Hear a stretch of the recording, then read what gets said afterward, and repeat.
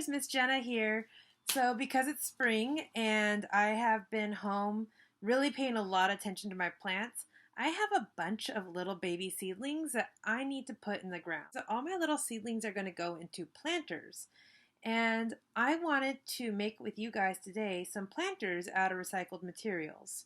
The very first step when it comes to making planters is deciding what plant you want to plant first. So this seems a little counterintuitive, but knowing what you're going to put inside your planter makes a big difference in how you design your planter. When you think about what a plant needs, it needs sunlight, it needs water, it needs space, but it needs different amounts of all those things depending on what kind of plant it is. Sometimes you have plants like this little guy. He doesn't like a whole lot of water. He doesn't get very big. So he can live in a very small planter. This fern will actually get much larger, which is why I have it in a planter that's many times bigger than this little seedling. And this fern also likes to be watered very frequently. So think first about what your plant is going to be and what that plant needs. Now, if you don't have a plant in mind, that's okay, because you can actually score a bunch of free plants from the stuff around your house, and I'm going to show you guys how. My favorite place to get plants is my own kitchen, because you can take seeds like chia or beans and put those straight into some dirt, and you will get little plants in a matter of a couple weeks. You can also use kitchen scraps, so you can cut off the bottoms of celery or carrots, stick those in some water, and wait a few weeks for them to sprout. Eventually you can put those into the dirt and have a full-size plant. And then you can also propagate plants by using cuttings. Right here I have this pothos, and if you look closely, there's like little roots kind of popping out of it. I snipped a little piece of that off, stuck it in some water, and eventually those little roots grew, and eventually I can put those into some actual dirt. You can use the same technique to make more succulents too. So break a little leaf off of the mama succulent plant and put it in a nice dry place for a few days. Eventually you'll start seeing these little roots and baby leaves starting to grow off of that cutting, and that means it's ready to plant. So those are some great ways you can get plants for your recycled planter.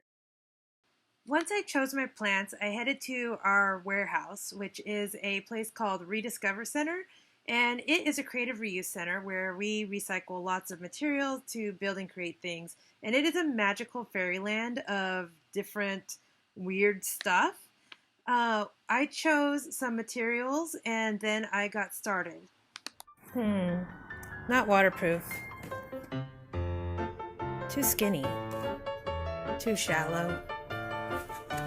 Ugh, too horrifying. I finally settled on a couple of takeout containers, and I'm going to call this pot the cork pot. So what I did is I wanted this container to hang from the ceiling, and I started by poking some holes into the side of this container. Now there is a trick to this. When it comes to making holes in plastic containers, you don't want to take a pair of scissors and just stab the plastic like that, for a couple reasons. The main one is it's pretty dangerous. If you're holding a plastic container like this and you're stabbing with a pair of scissors like this, your hand is on the other side of that plastic and it could get injured. So instead you want to use a technique that I call the Pushpin Technique.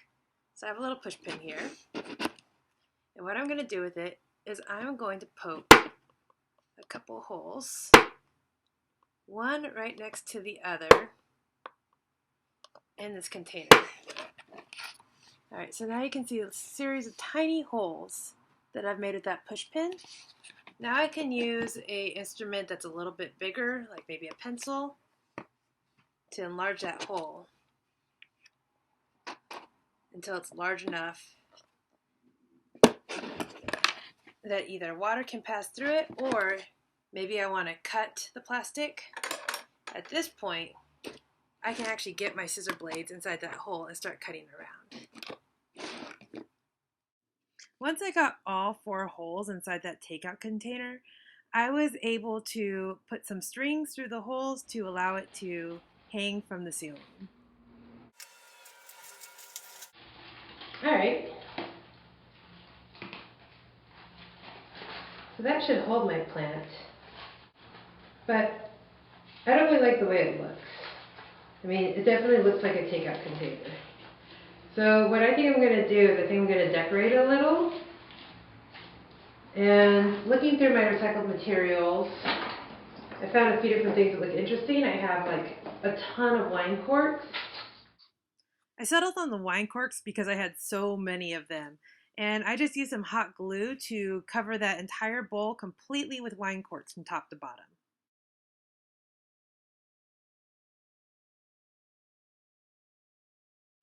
The plant I chose for this planter actually doesn't like to be wet all the time, which is why the pot it came with has these holes in the bottom. So what I did was I put the plant in a second pot, an ugly one, and then put that pot into the pretty pot.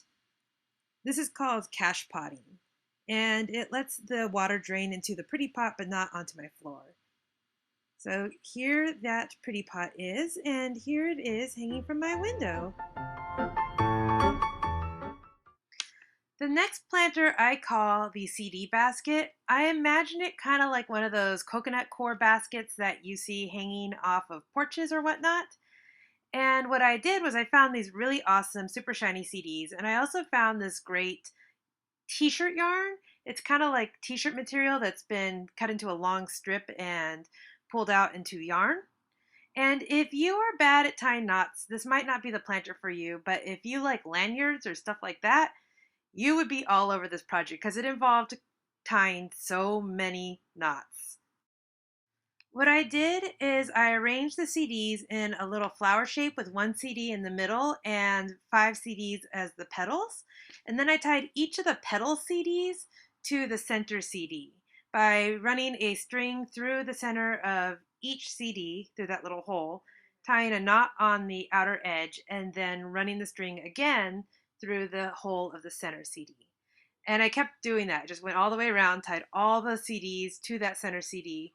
And finally, I had this like flat flower of CDs, and I tied all of the petal CDs together in that same way to make a basket. Once I had all the CDs connected, then I tied some long strings to each little juncture, each little place where the CDs came together, and those were the strings that held the basket up when the plant was inside of it.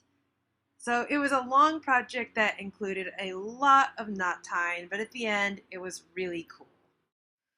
I cut a circle of felt to act as a liner, and that kept all the dirt inside, but felt lets water through. So this made a really great outdoor planter, not so much for an indoor planter. Next, I added a little dirt, put a little plant cutting in there, and then it was ready to hang up.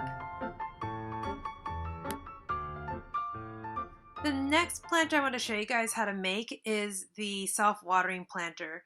And this is a great planter if you have really delicate plants that need to be in moist soil all the time, like seedlings or maybe like little ferns. This one is made out of a soda bottle, and what we're going to do is cut the soda bottle in half so that you have 2 containers. One on the bottom that's going to hold water and one on the top that will hold your plant. And we're going to use that pushpin method again to make a little hole, and then you can get your scissors in there and cut all the way around. Next, you're going to need some sort of absorbent fabric or string like cotton. I'm using my cottony t-shirt yarn again, which is super handy. And what it's going to do is we're going to make a little wick, like a little string that hangs down into the water chamber. And the water is going to get sucked up that string up into the plant container through a process called capillary action. If you ever left a towel hanging over the edge of the bath and noticed later that the entire towel was wet, you have observed capillary action. The fibers of the towel have been sucking the water up through the length of it, and you're going to see the same thing happen when the cotton sucks water up into the dirt of the planter. The string I found is much thinner than the neck of the bottle, and if I would have just stuck it inside the bottle, it would have fallen right through into the bottom chamber. So I needed to tie it to something to keep it from slipping through the neck of the bottle and into the bottom container. I found a few different things that I could use. One of them was a nice big washer. I found a toothpick I could tie it to. I even found a little souffle cup that I was able to cut a hole in the bottom of and use that. So I tried a few different things, and I kind of like the souffle cup just because it sat very nice and square inside the bottom of the bottle. And I took that string, strung it through the souffle cup, and then dropped it down through the neck of the bottle into the bottom water chamber. And once I had that done, I could start filling the top of the bottle with dirt and getting it ready to put my little plant inside. Now it's your turn to raid your recycling bin and make a cool recycled planter of your own. Use the worksheet attached to this video to help you plan out and build your creation. You can use my ideas, but you don't have to. They're just inspiration. In the meantime, I miss you guys, love you, and I can't wait to build cool things with y'all. Bye.